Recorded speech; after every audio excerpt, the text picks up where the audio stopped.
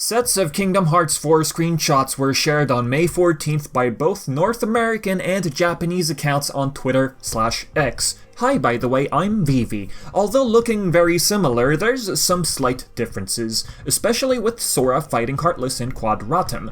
Looking at the English version, we have maybe Neo Shadows or Shadow Heartless looking very humanoid, much more creepy in this version of reality. The ones in the back could perhaps be large body Heartless a la Quadratum. The command menu, in terms of anything new really, we have the build command, which Nomura explained would serve as a scrap and build function for Sora, something about destruction and reconfiguration translated from Famitsu and KH Insider. The other version of the screenshot has Sora from a different angle. If anything, we have this flying Heartless in the back. Again, it could be a Quadratum variant of any flying Heartless, really. The HUD seems to be work in progress still compared to 2022. Something we can notice about Sora's joggers, the one from 3 years ago was uncuffed. Now they're cuffed. Things like this could still change. After all, these shots still look like very early stuff, at least going off the lack of shadows behind enemies. As for this one, we have Strelitzia. Lighting seems to have changed her eyes. If we really try to look for a difference between 2022 and now,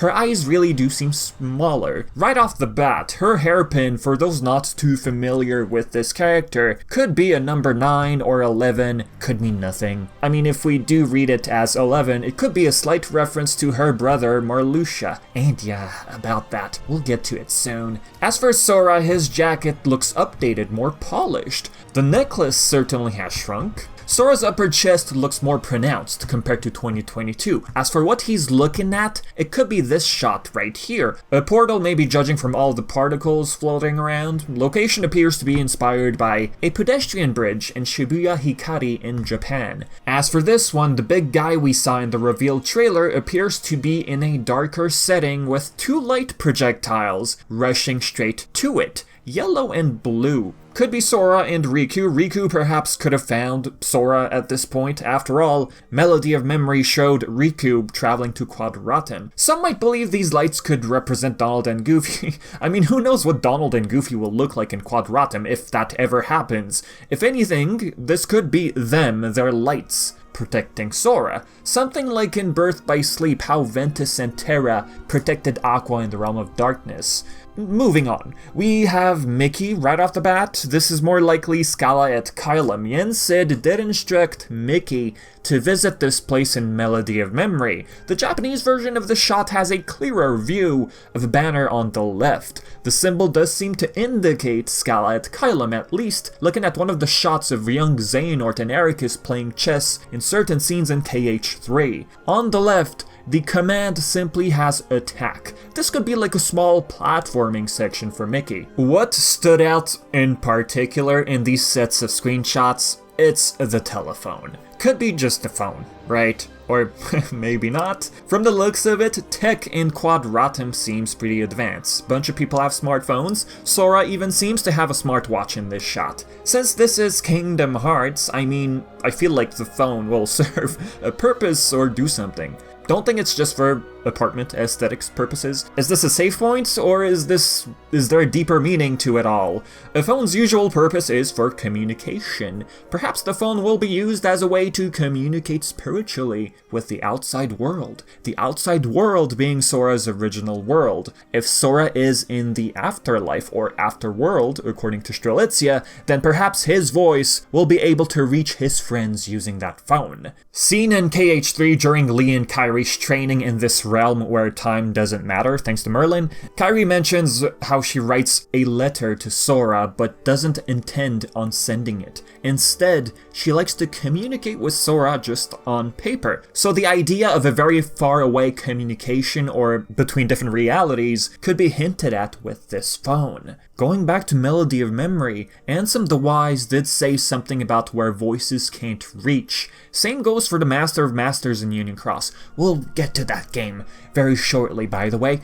Perhaps this telephone will prove them wrong. Have you ever heard the terms wind phone? If not familiar with that term, it's an unplugged phone, or perhaps even a rotary phone as we see here, something which people use to communicate with loved ones who've passed away. The origin of the wind phone, or the Kazino Denwa, started in Japan. A film which comes to mind would be the Black Phone. It was used, well, a phone was used to communicate with the supernatural, or even movies like The Matrix, the idea of portals and such through landline. That theme, idea, or significance could play a pivotal role in Quadratum, a place which happens to be the afterworld or the afterlife, as Strelitzia pointed out in the reveal trailer. So, to keep you guys up to date, Strelitzia would be, like I mentioned before, Marluxia/Laurium's sister. She originates from the Age of Fairy Tales, aka Union Cross, the series' prior mobile game, actually before Dark Road and Missing Link. Latter got cancelled, but we'll get to that later. What's important right now is to try and understand how Strelitzia, who originates from the ancient past, wound up in this place in unreality, or what Ansem the Wise also seems to call it, a fictional realm. Sora abused the power of waking in KH3, ends up in the afterlife. As for Strelitzia, it's a bit of a head scratcher, but let's try anyway. Let's go back to a few scenes in Union Cross. We have Strelitzia with Ventus. Darkness hiding within Ventus takes away her life. Why? Well, this darkness inside Ven wanted to disrupt her fate as one of the new Union leaders. Oh, and yeah, Ventus, doesn't he originate from birth by sleep? What's going on? Well, about that, there's a device called a lifeboat that plays a pivotal role here. Hold on, cause we're getting to that point very soon. Do pay close attention here. Strelitzia's heart leaves her body, but where did it go? Afterworld? Quadratum? We're a bit onto something here, aren't we? Let's continue. There's Lushu. Revealed to have been Breg/Sigbart, the scene with the ancient foretellers we saw in KH3's epilogue. These guys, by the way, also happen to originate from the Age of Fairy Tales. Lushu in this scene right here appears to have Strelitzia with him wearing a white robe. How sure are we that's Strelitzia, apart from Cherethi's observations?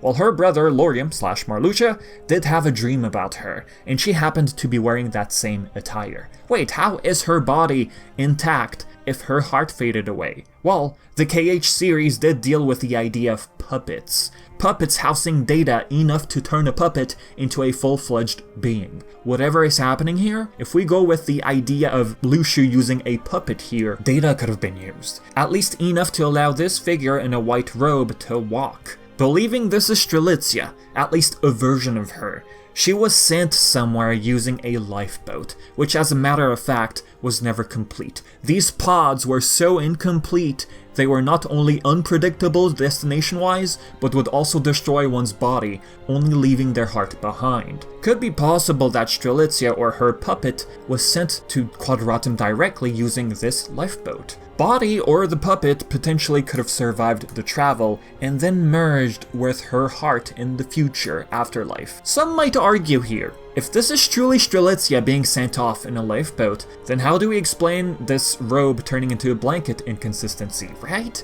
Is this some kind of oversight, or is this the part where the theory falls flat? But let's continue. Let's stick to this Strelitzia theory for a little longer. For one to regain their form after using a lifeboat, what we saw in those scenes in Union Cross with Laurium, Ventus and all, wherever it is they wind up, the Master of Masters explained one needs memories, people who remember them, and a medium. That could be anything. Could be a robe, could be a hat, an item that was previously tied to the person. Maleficent always happens to be a prime example. Her crow delivers her robe, fairies remember Maleficent, and voila, she's back in KH2. Oh, and about that, she too used a lifeboat, wound up in the past, albeit a data version of her own world, to try and rewrite her past. And how did she time travel exactly? Well, she learned that from Master Xehanort. So let's get back to Strelitzia's case. It is possible that her medium was her puppet, the true dandelion Lushu sent away via the lifeboat.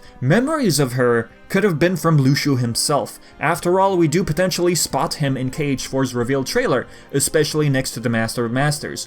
Nomura at least confirmed in KH3's Ultimania that the hooded figure in Kingdom Hearts 3's secret ending is in fact the Master of Masters at least. Who knows what plans these two have in store, especially surrounding Strelitzia and Sora. Alright, a question I've seen floating around a lot since the reveal of these screenshots: why does Sora look so realistic? realistic. To keep it short, Nomura explained this in a Famitsu interview after the reveal trailer for KH4. This was back in 2022, thanks to translations over on KH Insider. The place where Donald and Goofy are is the original world, right?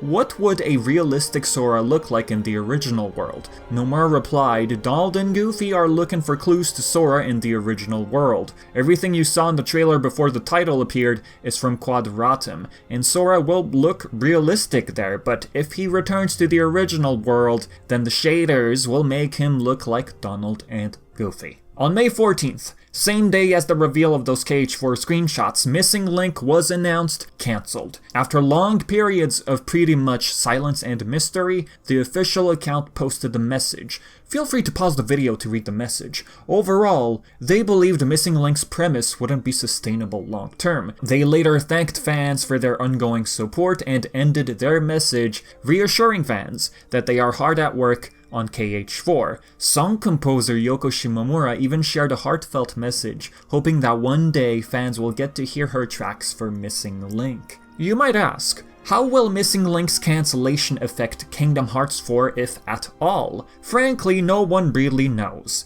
Heck, no one even knows if these screenshots were a way to soften the blow after the cancellation, or something which was planned from the get-go. Before we wrap up, there is a Game Informer interview with Nomura back in 2022. Thought I should bring it up. Nomura had explained, compared to our past mobile releases, it's a lot closer to the series and also connected in many ways to Kingdom Hearts 4. The easiest way to get more new information and hints about Kingdom Hearts 4 would be first to play Missing Link. Also, some figures that appear in Missing Link are tied to Kingdom Hearts 4. So in the end, this is more of a question about the story aspect of things. If Nomura believed Missing Link would be connected to Kingdom Hearts 4, we ask ourselves, what now? Will Nomura and the team decide to repurpose Missing Link's story later on? One thing we can't assume, just because Missing Link got cancelled doesn't mean the team who worked on that are going full throttle on KH4. They're complete different projects by already established teams. Same perhaps goes for marketing. We can't assume this will accelerate it. Remember, the team explained that they would share more about KH4 when the time is right. So with that being said, guys, thank you so much for watching. I've been Vivi. Feel free to share thoughts, questions in the comment section below. And yeah, until next time.